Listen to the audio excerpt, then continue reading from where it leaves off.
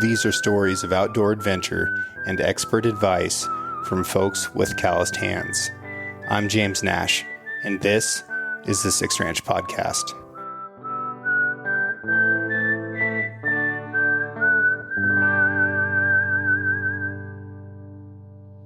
Mr. Dave Flynn, how you doing, sir? I'm doing great. Yeah? Yes, thank you for having me. This is incredible. Yeah, I'm stoked that you're here. I'm trying to think back to the first time I met you, and I feel like it was pretty close to this time of year. It might have been Christmas break in college, so it might have been closer to like January 1st, somewhere in there. It was colder than hell down on the Grand Ronde. Right, and you were home for college. Yep. And you were coming down to fish. Yep. Yeah, you were looking at boosting up a little guide operation down there. Correct. And you seemed like the perfect person to take it on, but you had some other things going on. Yeah. It's weird how that happens, isn't it? The other things. Yep. Yeah. What brought you to the Grand Ronde? The Grand Ronde, I grew up in La Grande. When I was about 21 years old, a friend of mine, Mike Keffer, got me into fly fishing. And I really had no ties to La Grande family-wise. My dad lived there when I was in high school. He moved on my junior year, so I stayed and finished high school. I was just stuck there for a while and learned to fish. He took me to the Winston River. We left Friday after work, hiked down that night. And when I say fished, I fished the upper Grand Ronde and a couple of lakes around La Grande, so hadn't actually caught any real fish yet. Yeah. And got to the Winston and started landing big bull trout over 20 inches and never made it to Troy at that point, but I got to the Winston and I knew that I had to, spend more time there. So consecutive weekends through that summer, would go down, hike down, fish the Winston, come back up, and then it was rolling into October. And I knew the steelhead were coming into Troy, but I'd never been yet. So October 31st, 1995, I went to Troy and stayed down there for the night, fished a couple days, and just fell in love with it. Yeah. Was working at a dead-end job in a trailer factory in La Grande, which is what you did if you didn't go to college. Either that or you pull green chain at the mill. And I was lucky enough to spend almost 5 years at the trailer factory and knew that if I didn't get out of there then, I would probably never get out. Was that Nash Trailers? It was Terry Trailers, but Nash was the CEO. Gotcha. They got rid of him. He started his own thing. And so it was just chaos for a few years. He basically came in and took all the good talent that we had and had a great operation out of the gate. So, but me as a 20-year-old kid, there was a lot of opportunities in lead positions and things in this company that had just been gutted. So, got a few opportunities to kind of do everything in the plant and was just bored and wanted to get out. Before we get back into fly fishing, what are some lessons you learned during those times that you're using now at Terminal Gravity? Production, number one. Yeah. In the trailer factory, we got paid on production. You got your base rate, but at the end of the week, if you did really well, and when Nash was there, we did really well, we'd get like 50 to 60% of our paycheck again. And, I was making great money out of high school. And then once he left, I never saw another bonus. But it's about keeping the factory moving. At Terminal Gravity, it's scanning line, that thing just, once you start it, it needs to run until you're done. And downtime is loss of beer, time, just everything. And what is Terminal Gravity? Terminal Gravity Brewing is the local brewery and enterprise that has been there since 1996, opened by a couple bootstrapping guys that, brought it up as a microbrewery in the mid-90s, which was, for Oregon, it wasn't full of microbreweries yet. There was a handful in Portland, a handful in Bend, and that was about it. So it made an early start. Their IPA, I think, won IPA of the Year award in 96 or 7 maybe. And, still going today. Yeah. Pretty incredible. Today, you can't go to a city and, swing a cat without hitting a new IPA, Yeah. But at that time, that wasn't a normal thing at all. Those big IPAs that the Pacific Northwest became known for, that started here. Yeah. It did. And it's carried on, and there's been hundreds and hundreds of breweries since. And I think this is the first year that more breweries closed than actually opened in Oregon. Really? Yeah. So what's happening? Why is that occurring? I think people are drinking less beer, number one. A lot of different options between cider and seltzer and, less fat options. Yeah. A lot of people are just drinking less. Saturation in the market with breweries is huge. It's not extremely profitable business at all. What are some of the biggest struggles? Being, this far away from your marketplace. I mean, Portland historically has been our biggest marketplace. So just getting your beer there, getting all of our packaged goods brought here to make cans of beer from Portland. So just, being further away from the hubs make it tough. Our brewery hasn't grown in 10, 15 years, probably, we're just kind of grown in what way? Grown in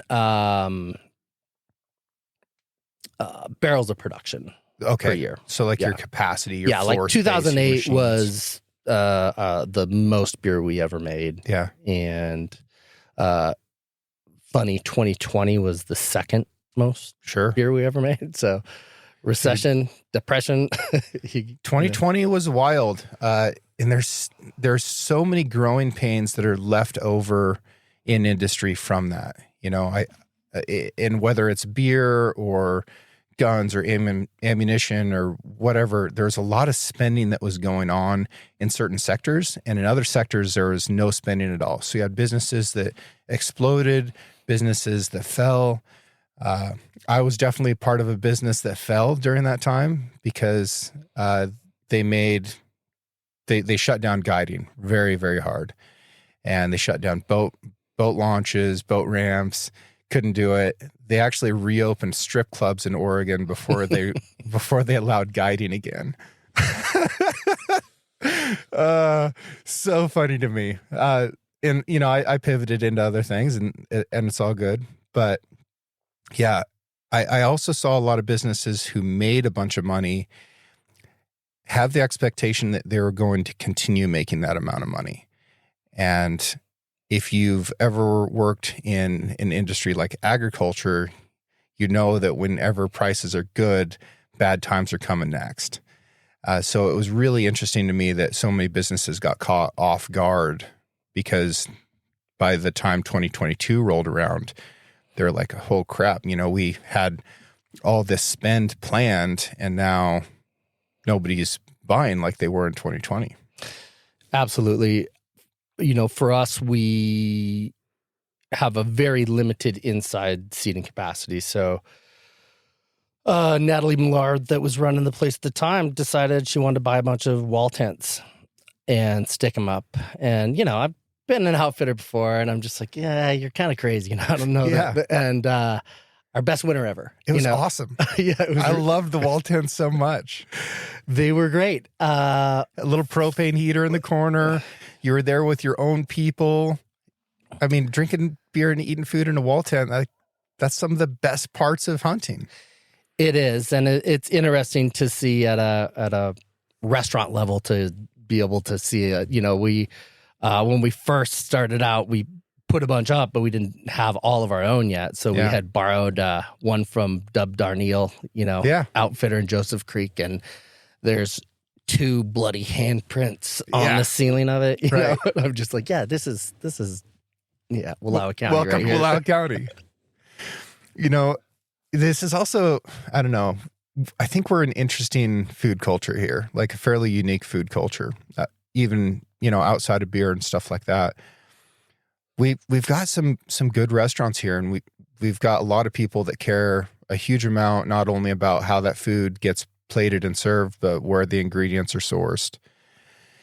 And there's some nice places here, but there's not a single restaurant in Wallowa County that I wouldn't feel comfortable walking into if I had a substantial amount of either blood or cow shit on me. And it would be okay. Like, Part of the deal. Nobody would look twice unless they were from out of town. Absolutely. Yeah. I love that for us. Yeah. Just no corked, boots on the floors, please. Yeah. Does anybody still wear corked logging boots? No, fishing though. Oh, yeah. They're not corked, but spiked. Yeah. Do you remember ever coming over and seeing like the little store in the 90s? Here? Yeah.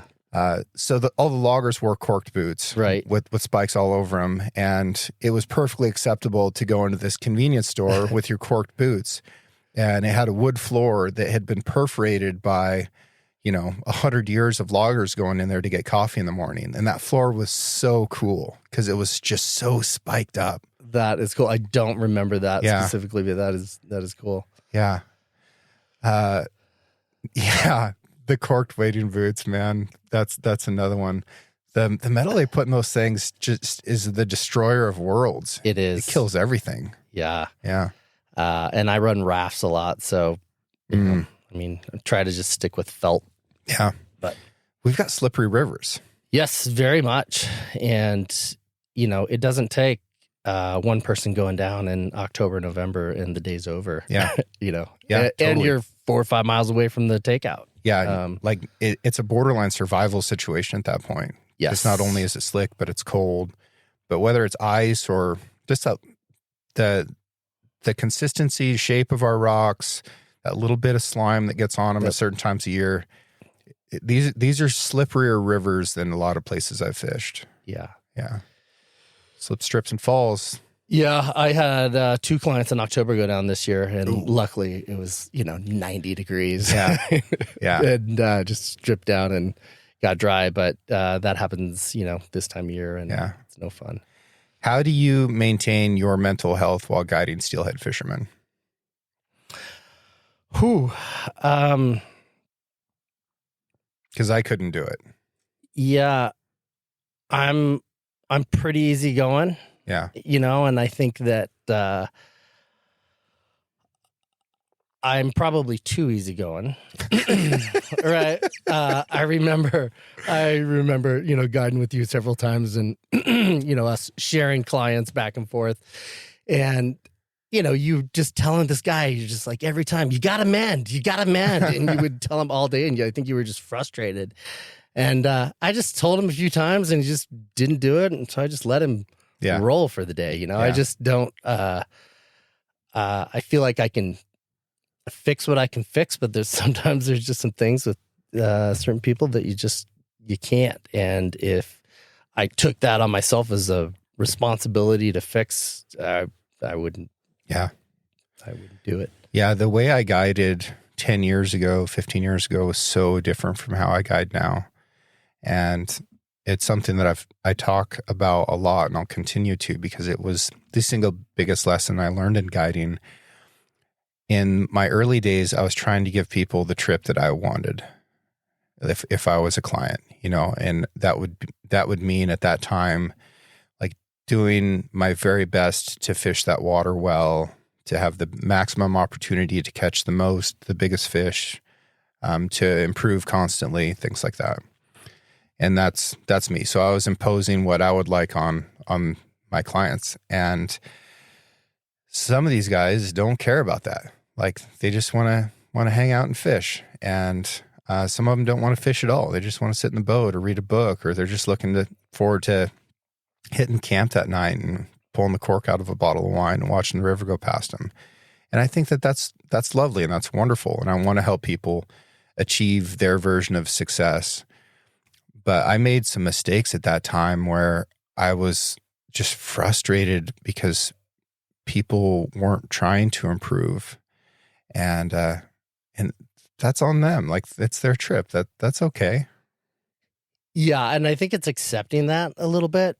You and I did a Wounded Warriors trip years ago, and I remember there was a late addition to the trip, and the guy just didn't want to fish, and he was in your boat. Yeah. And I just remember your frustration. You're just like, yeah, there's such great opportunity right here in front of you. You just got to, take that rod and listen to me.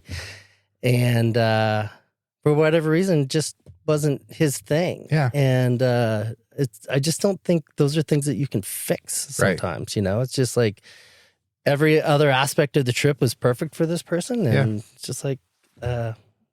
And that's okay. Yeah. Yeah, that's okay. In that case, I remember specifically thinking that he had some fears that was holding him back, and that I felt like he wanted to fish, but just had a variety of fears, and I was trying to figure out a mechanism for helping him get over that. But there's different folks that I think your profession really informs the way you approach fly fishing. Doctors are some of the very hardest people to teach anything to. And there's such authorities in their day-to-day. Their word is like gold, You can't teach a doctor to mend. It's impossible. And mending is editing. It's admitting that your initial approach was wrong and that you've got to do something now to make it a little bit better. And you're probably going to have to continue to do that during this drift. You're going to have to do it again the next cast. And if you don't do it, the initial problem is going to get worse. And that's probably not something that they experience very much in their day-to-day in the medical field. They're going to fire that first shot based off of all the information that they have and all of their experience. And, they're going to come back after a time and see if that needs to be corrected. But it's not this constant thing. It's interesting. Yeah. Two of my favorite clients and my longest clients are these two doctors, and it's father-son.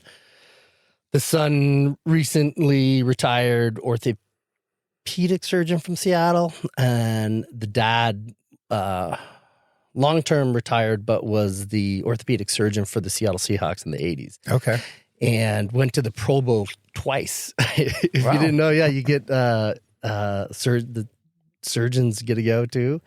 They deserve it. Right? Yeah. Anyway, it's my favorite thing. I'm really more of a mediator between these two rather than, they won't let me touch their flies or their line. Yeah. I don't offer any instruction. The son is just like, you need to get down further in that hole and get him casting out a little more upstream. And, it's amazing watching these two. It's a battle. Yeah. Two that just fight. And the old man, they each pack a spay rod and a nymph rod, and, do the appropriate thing. So, yeah, it's fun. That is fun. One trip that I had that was just absolutely hysterical to me, that I ended up just kind of assuming the position of the oarsman and not doing much else. I had these twin brothers who were like in their early 80s. And I'm convinced that whenever you get guys together who are the same age, they all act like 16-year-olds. And these guys definitely did act like 16-year-olds. And they had that like brotherly competitiveness, but they were also twins, identical twins. And they wanted to catch each other's fish all day long, which meant casting to the same exact spot. And hooks hook stuff, as it turns out, including other hooks. So it was a tangle for the entire stretch of the Wallowa River because these guys were just constantly trying to catch each other's fish, and it was hilarious. And I just kept thinking about like their mother and the frustration she must have had trying to This is what a fishing trip is raise like. these knuckleheads. But it was so funny. I just laughed the entire time. And I don't know. You just get some really wonderful experiences, like stepping into the role of guide in these family groups sometimes, in these close friend groups. Yeah. Yeah, it's pretty important, especially not to ruin a trip for other clients that are around, you know? Yeah. I mean, yeah, families are tough. So a story that I want to hear, you and I both got this call years ago. There's a raft trip in Hell's Canyon. Mike Baird hits his head. And they don't have enough guides to move the party. So they have to basically overnight right there until they get an extra guide jet boated up so that they can move. Yeah. And you get the call and you're going in. And I always thought about just like, you're kind of the hero, right? Like the whole party can't move. These people are stranded until they get another guide that can move. Tell me about that a little bit.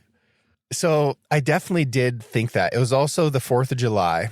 I hadn't gotten to like celebrate a 4th of July in many, many years. And I was excited about being home for it. But, you know, these guys are jammed up down there. I'm going to do the right thing and go.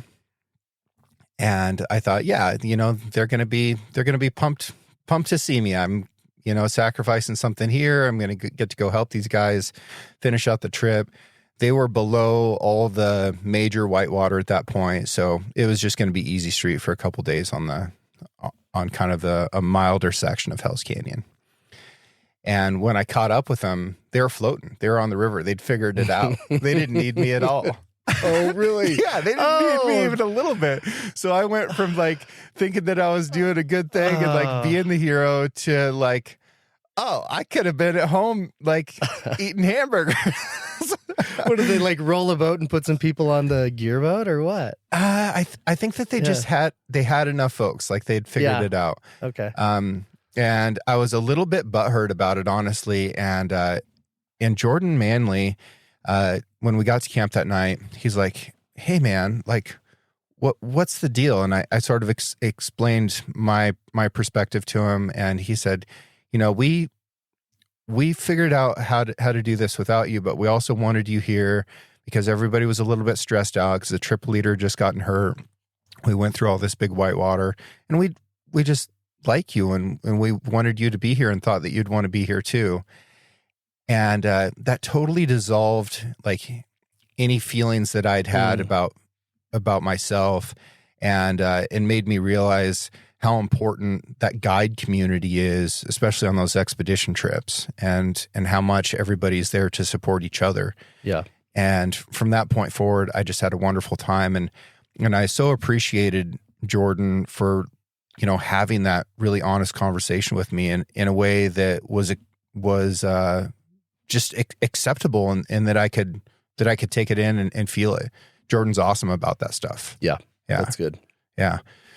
But no, that was a super wild whitewater year. I think every guide ended up flipping that year, except for me and Paul, maybe. Wow.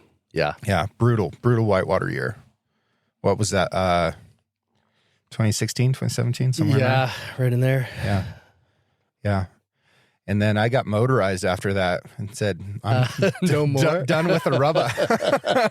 I'm going to go upstream in a jet boat. No, it's, you know, there's always been that, you know, the jet boat versus rafting, you know, debacle, which, you know, we're really all partners in keeping the river system open and good. But I love that you get in a bind on a raft and a jet boat comes and helps you, you know? We had Enterprise Senior Trip 2 years ago. We do the lower section down to Pittsburgh and then jet back up. Mm-hmm. And we had to go through the rapids twice because there was only one jet boat operator that could go through the big stuff. We're sitting there waiting for some boats come through Wild Sheep. One of them flips over, the first one.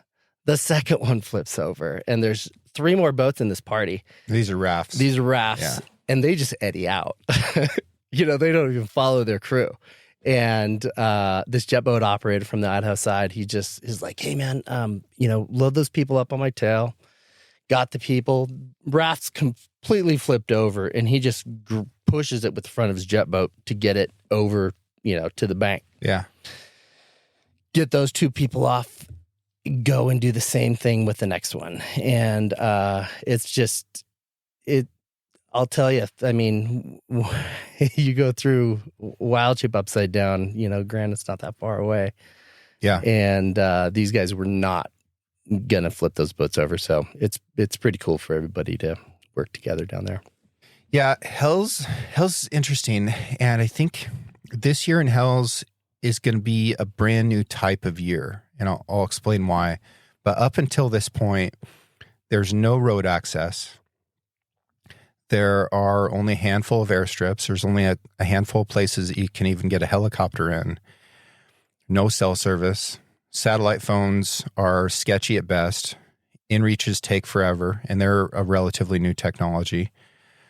Not forever, but you might be 15 minutes between communication because it's the steepest and deepest canyon in North America, so it's hard to get a satellite signal out.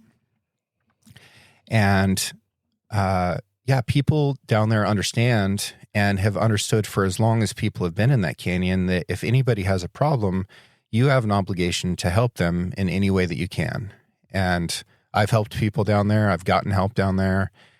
And there's never an expectation of like, oh, now you owe me something or whatever. It's just, you just do it.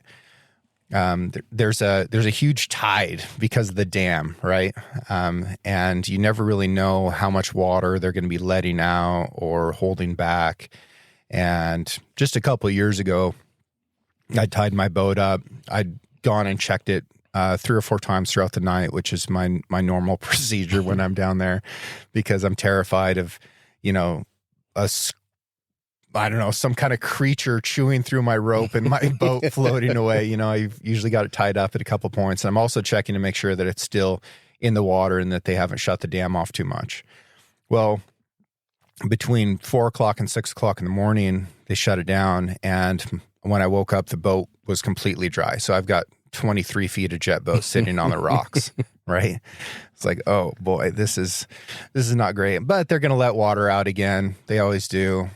Well, the whole day goes by, they don't let water out. The whole night goes by, they don't let water out. The next morning, boat's still dry. They're not letting water out. I was like, huh. And I've got a couple buddies with me there. Like, we've got a schedule. We've got to get out at some point.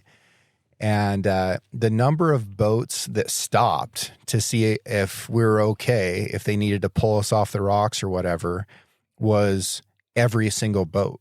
Yeah. Every single boat that came up or down the river came over and was like, you guys good? And I'm like, yep, we're good. And on the last day, the water came up a little bit and we were able to get it shoved off and everything was dandy. Yeah. I love that. The reason I think it's going to be different this year is because now we have satellite text on iPhones. Yep. You can text pictures through satellite on iPhone now. We have mobile Starlink, which is increasingly common. So for the first year ever, people are going to be able to go to Hell's Canyon and stream Netflix. Ooh, I've never even thought of it that way. I'm thinking of rescue, help, communication, but yeah, no kidding. Yeah, one of these last vestiges of freedom from connectivity in North America is no longer that way. Yeah, it's interesting. That is interesting. So the good old days just became that, Yes. Like it's changing right now. Like this is the year that it's happening. Which, it's bound to happen, I guess. I feel thankful that we were able to see the other side, before it all happened. In the winter of 1996, I had the opportunity to go to the Idaho side of the Snake River in Geta Creek out of like Joseph Plains, Whitebird area, and winter some cows down there. Oh, you did? And best winter of my life. It was so exciting. I lived down on about a mile off the Snake up Getta Creek, right across from Beamer's Lodge. Yep. And so this farmer, he had, his summer place up top and his canyon place in the bottom. And, they're about 3 miles apart. But, the road takes, an hour and 15 minutes to get up out of. It's brutal. So in one of his pastures, he built these big rock jacks with a big pole on top, just super tall one. And he ran him a phone line down to the canyon. And so every once in a while, the cows would, rub a rock jack down and you'd have to go, fix it. But I had a phone down there. I got my mail by the jet boat once a week, and I could call Beamer's and say, "Hey, and I need a case of beer and some dog food," and they would throw it on, deliver it. I'd write them a check at the thing, so they would front the money, and it's like, wow, I got to experience a thing in time that. Maybe it'll still exist forever, the mail service down there, but having them go shopping for you too and bringing you what you needed. Yeah. It was such a cool experience. And mail is still delivered by jet boat down there. U.S. mail. Right. Yeah. Yeah. All the way to Sheep Creek, right? I believe so. Yeah. Yeah. Yeah. It's interesting because a lot of the Idaho side got to remain private land. They didn't take that side with eminent domain, but Oregon caved, man. They caved all the way to the state line. It's really sad knowing the families affected by that, like before I actually knew these families, I'm like, oh yeah, well, it should be, a preserved area. It's really cool and everybody should get to experience it. And when you think about how they just took it. Yeah. And they had no choice and just changed lifestyles. And I understand now, especially being down there. And I understand how those families feel a little bit. You know a lot about rangeland and range science. What do you think the impact has been, and what do you see it going forward for the removal of livestock from the canyon and now a significant reduction of the wild ungulate populations? I just was doing some research on this yesterday. So the management objective for elk in the Snake River unit is 4,000. We're under 2,000 now, and calf recruitment has been in the single digits. The bighorns are getting sick. Like, the wildlife's not doing great down there. What do you see? Like, how has it changed since livestock was removed from the canyon, and how's that going to affect the canyon moving forward?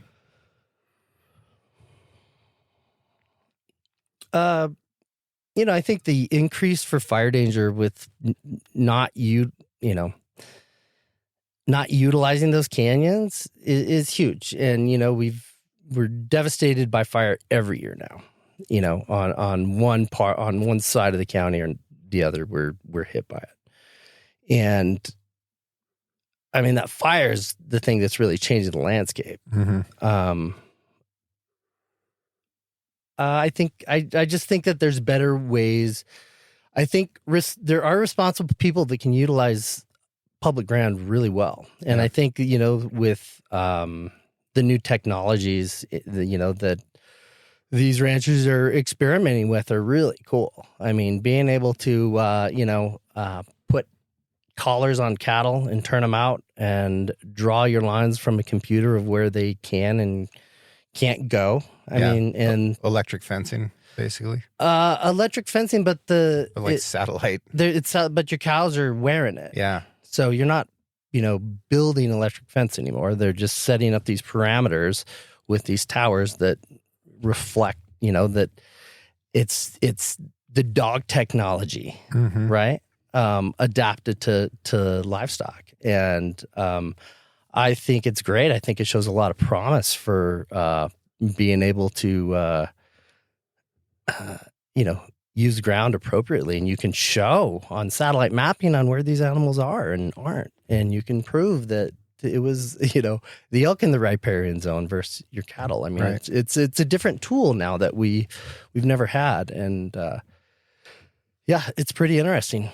I think that with some of this, there might be more opportunities in the future to do it. I mean, probably not in this county, but it'll take a little while. Yep. It'll take a little while, but as a national recreation area, it is designated multi-use, and there's no reason why they can't be allowing grazing on those allotments. Yeah. But no matter what the Forest Service does, they get sued, and it makes it hard. Exactly. And that's why, out in Troy, the north end, we're on the Umatilla. And so I feel like they have better practices out there and are a little more open just because they're out of the threat of being sued for anything they do. Yeah. I'm on the Natural Resource Conservation Council, and I can see how the Forest Service just gets hamstrung into doing nothing. Yeah. They can't really win either way. Yeah. It's tough. It is a tough situation. It's a super tough situation. And a lot of people want to throw stones, but it kind of is like that. If they do something in any one direction, they're probably going to get sued.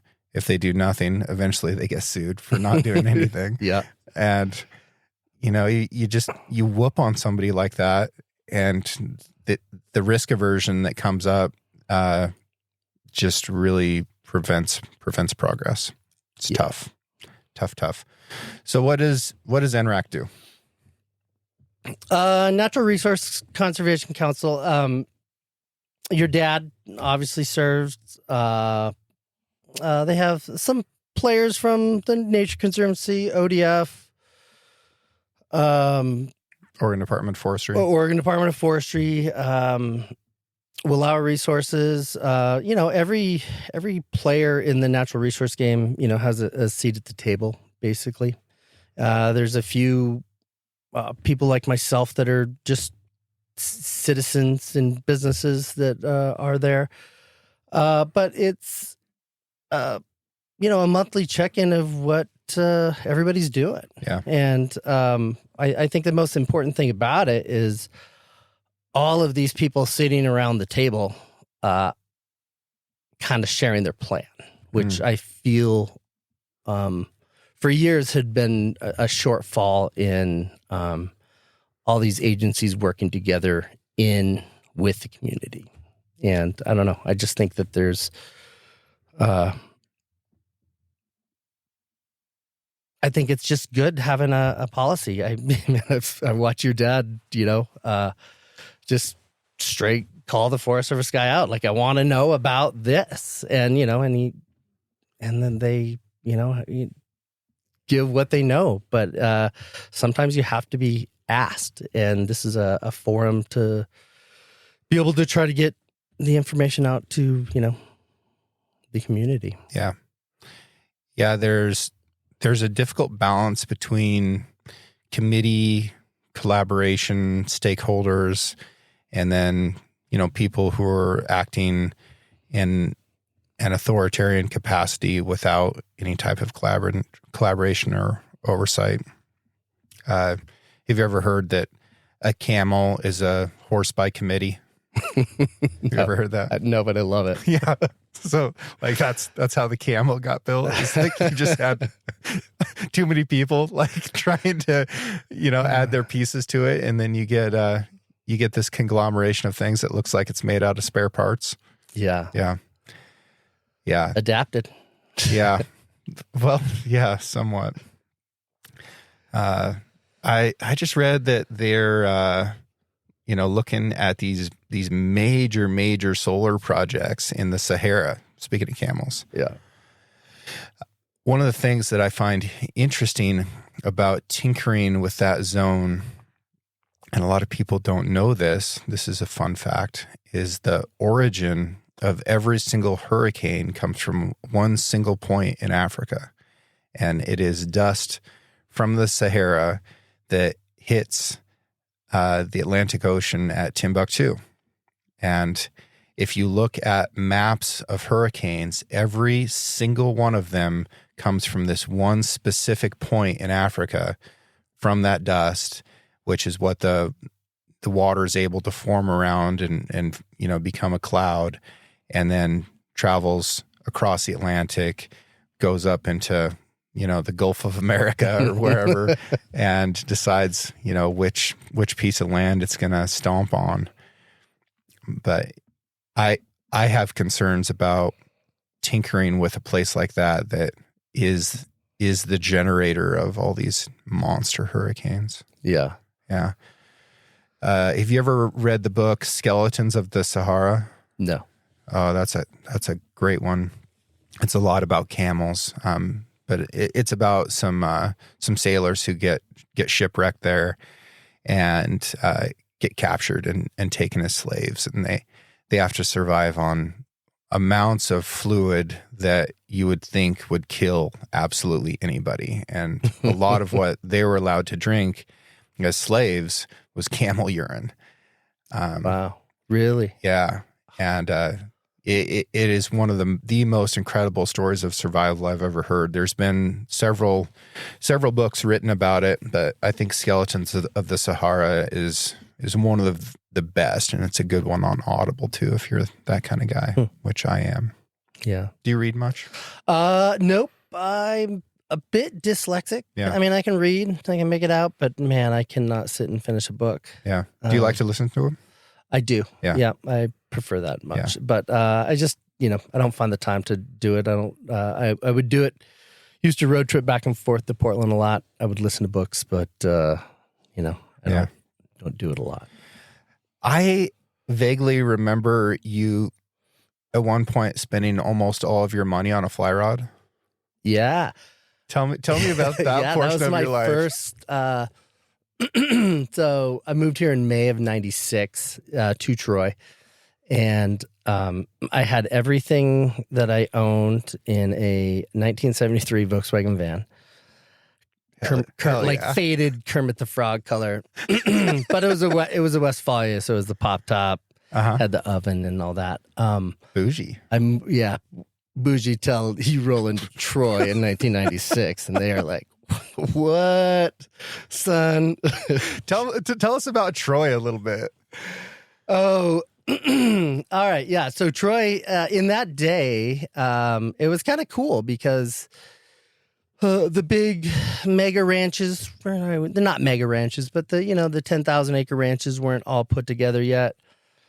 There were families. So you had 14 kids in the school at that point. There still is a school in Troy. There's now currently 2, and I believe it's one family. 2 students. Yeah. So, it's one fell swoop away from, not having a school. Yeah. But there's 14 kids. There's quite a few people. The town is kind of hopping, a lot of people are floating the Grand Ron. A lot of people are pulling out at Troy. A lot of people are stopping and getting burgers. And it was just kind of interesting. It was a lot more people around for the summertime. Mark Hemstreet, who owns the Shiloh Inns, at that point in time, he had this family of workers, about 30 people, called the Amigos, and they managed all of his timber on the ranch. They maintained all of his buildings. They came and took care of all the grounds in Troy. And every Saturday, as I know, there's a lot of things about Mark Hemstreet people are not stoked about, but every Saturday night he would pay full bill for all these families to come down to Troy and eat what they want, drank what they want, and go home. And he left the workers at the restaurant, which I was working at the restaurant, 20% tip, right? And these are big nights. I mean, these guys are drinking pitchers of beer and having tequila, and there was music, and it was kind of a fun scene. The first summer there. And pretty soon the Amigos disbanded. He stopped hiring workers, and he leased the place out. And so Troy just kind of changed. A lot of ranch consolidation. So where you had families on 160 or 240 acres, now one person would come in and they would buy it all. And so the families are gone. You still have all the old housing up there, but nobody's living there. So on Grouse Flat, north of Troy, you had, 25 houses up there that had no population. You just have a few ranchers hanging on up there. And, the consolidation of all these lands kind of killed the community vibe for the area a little bit. Yeah. There's not a whole lot to do down there for work. So I get it. The logging's, dried up. The logging there were mills in Troy, 3 on the north side, 2 on the other side. There were mills everywhere. And, they were population centers back then. Yeah. So you moved there in 1996 in your van. Oh, in my van. And I roll in. I have a Buck's bag pontoon, one-man pontoon boat on the top of it too. And lucky enough, this fella that I had met, Rick George, had a house down there. He had a house and a cabin they had drug across the river from the mill site.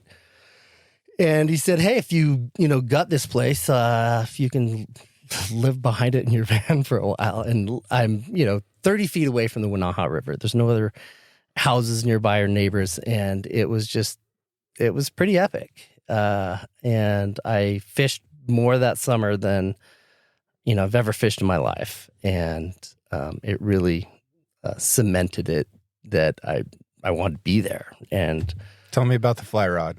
The fly rod, here we go. I'm working at the restaurant. I'm making tip money. I'm a server all of a sudden.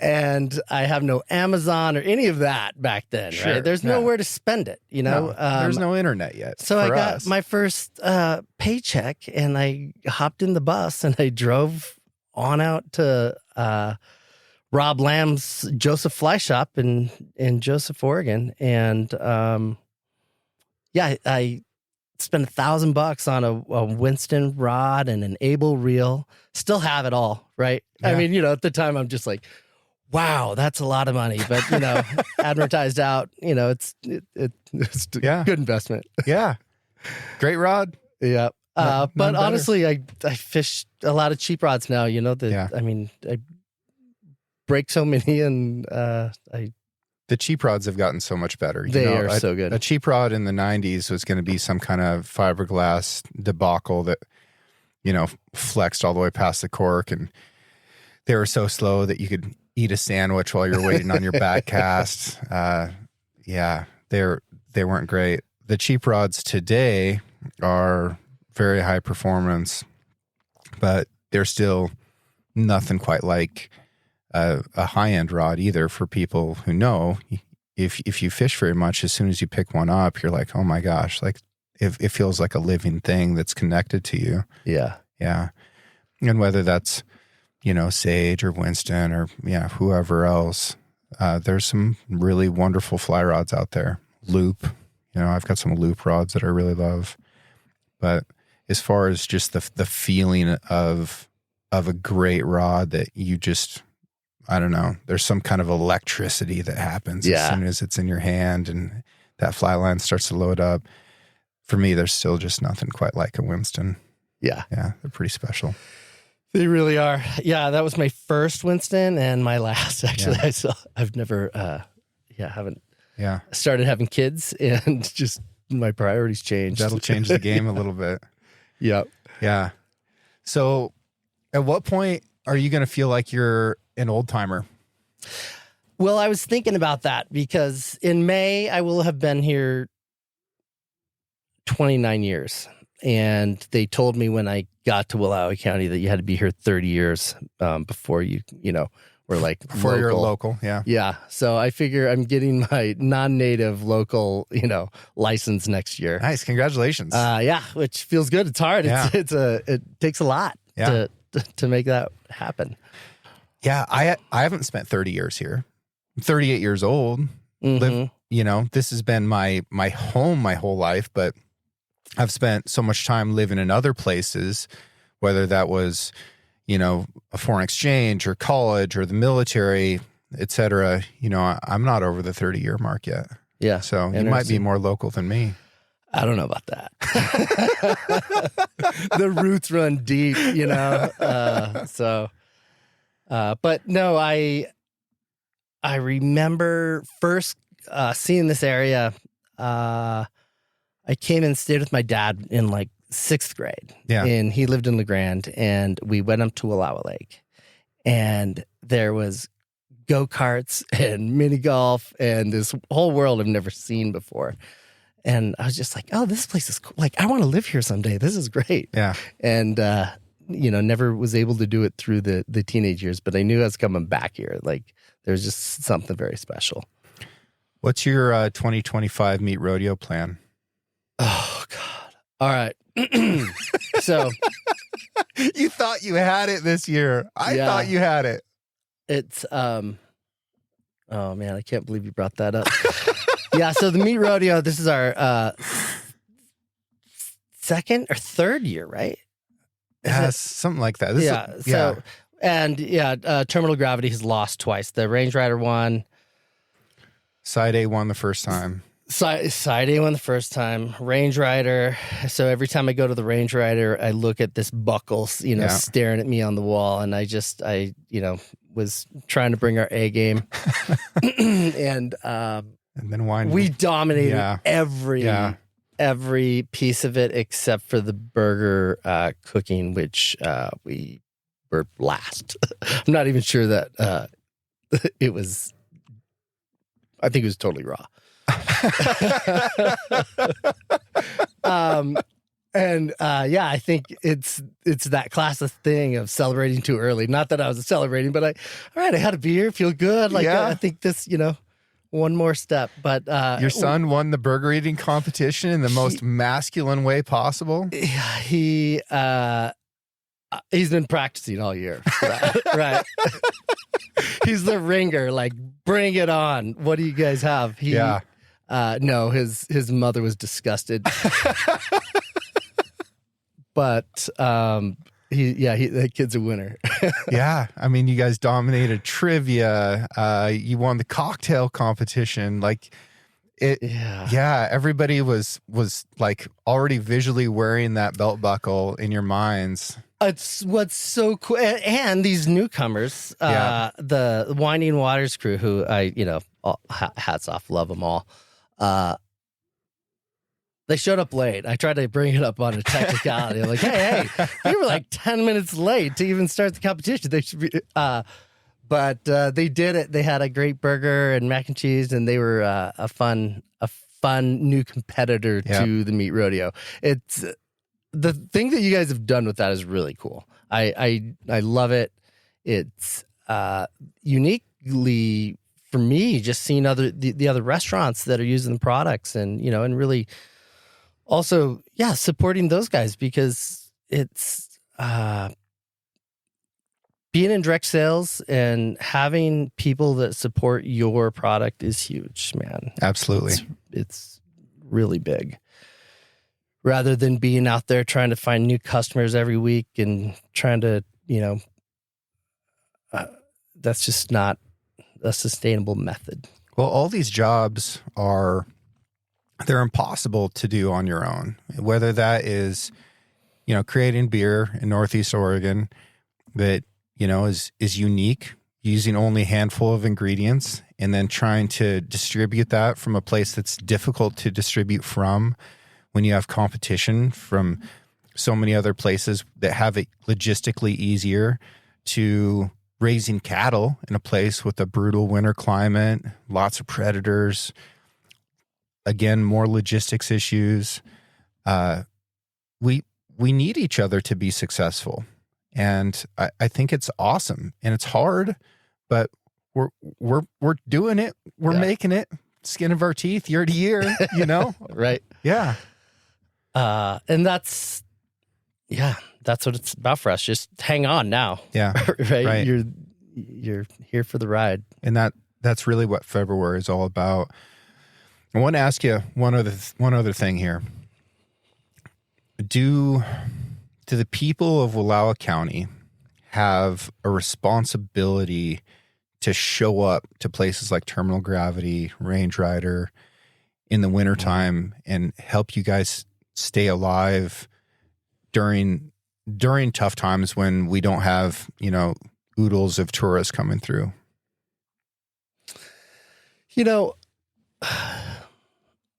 I can't, it's hard because financially there's a lot of people you just can't, man. I mean, me for one, I'm not going out to dinner, very often at all. And, the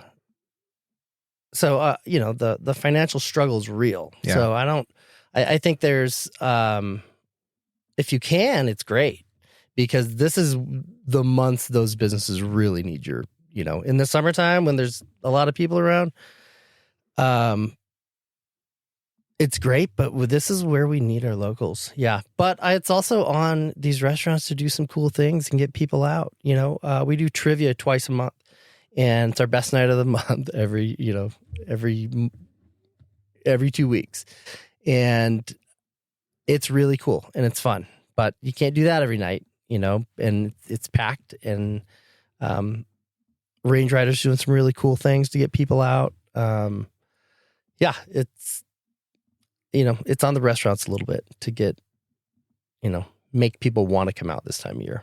I think from my perspective, it is on the community too. And this is our time to engage with the restaurants because in the summertime, it can be tough. There's lots and lots of tourists. There's lots and lots of people there. It feels like it's not really my home right now. Like if I show up to Terminal Gravity in the summertime, July, like I don't really fit in here. Yeah. But if I go there in February, if I go there in March, I do. And, I know everybody that works there. If I haven't been there in 3 years, the waitress is still going to know which glass is mine that's in it, in a cupboard behind the bar. And that's a pretty special thing. It's a pretty special thing. So I do think that it is a responsibility of the community to help keep these restaurants alive because we would sure miss you if you were gone. And now's when you need us. Yep. No, that's very true. And it's hard for us too, because, we get so busy in the summertime. I think a lot of locals get overlooked and it gets, does a local really want to go to chaos of, 25 kids in the creek? And I love watching kids fall in that creek. One of my favorite things, just watch them take absolute diggers in that creek and start crying. Love it. Yeah. I've often thought about just, when you sit down, we're no longer liable for anything happens to your kid. No, but it's a wonderful setting. It's a beautiful setting in the summertime for families. But yeah, we get busy and then we get slow. It's hard to, we're constantly working on different things to try to improve on those things. But, and then in the wintertime, it's hard to keep 2 or 3 people on full time. Yeah. So. Okay. So if somebody is going to come down to Terminal Gravity and they're going to order 1 beer and 1 food item that will make a lasting impression today, what's it going to be? Got to go with the 6 Ranch burger. Well, hang on. I mean, you got to go with the 6 Ranch burger, but we also offer bison from Stangles, which is those are our 2 protein options for red meat, and both good choices.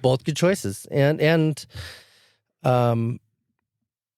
amazing, like every time, so classic 6 Ranch burger with pepper jack.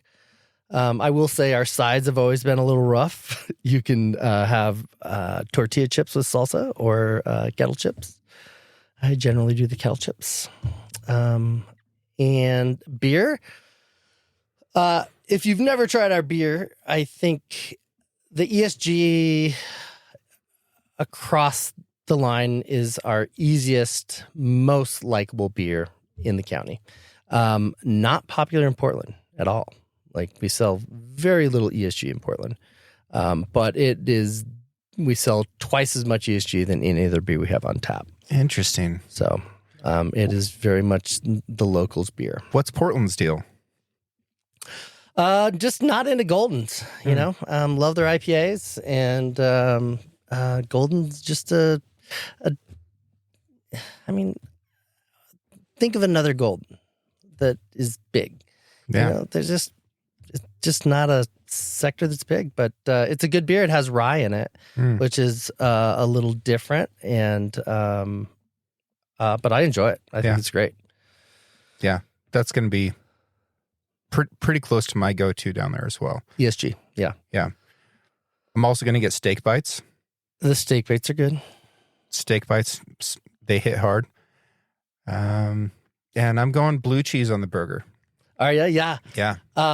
It's nice. A lot of people do. Yeah, my son loves it. I'm can't do it. It's a divisive cheese. It is. Yeah. And I love all other cheeses, but blue cheese in that manner, you know, because we put it on heavy. Yeah.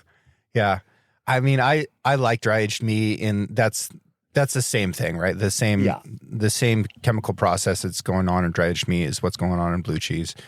So if you're not into that, you're not into that. That's fine.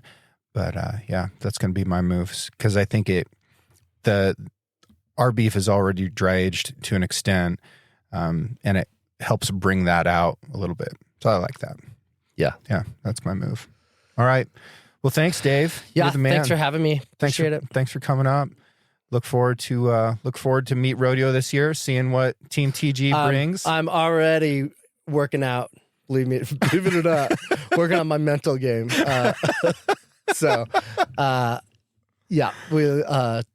Beware. There's a lot of bitterness here.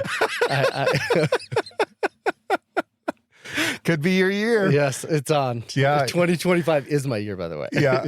Calling it right now. Yeah, okay. Yeah, the funniest thing, man, because the Winding Waters crew, they're the whitewater rafting guides, and they signed up the day before, they showed up late, and they were close on every category, and then they won the burger competition and ended up winning the whole thing. And side A, those guys take this thing very, very seriously, especially the burger portion. And afterwards, they were a little bit brokenhearted, and they went and jumped in the river and came back. And one of these guys comes over, and he's got like a sleeveless T-shirt from some metal band, and long dark hair and tattoos. I believe I was there. Yeah. And he lights up a cigarette, and he goes, "Man, those freaking river hippies came out of nowhere." Oh, can't trust him, man. Can't trust him. Love it. Yeah. All right. Thanks again, James. Yeah, bye, everybody. Thank you to everyone who has taken the time out of their busy lives to write a review for the show and share it with their friends. I'm extremely proud of how intelligent, engaged, and adventurous this audience is. Original music for the Six Ranch podcast is written and performed by Justin Hay. Art for the Six Ranch podcast was created by John Chatelain and digitized by Celia Harlander. Thanks for listening, and we'll see you again next week.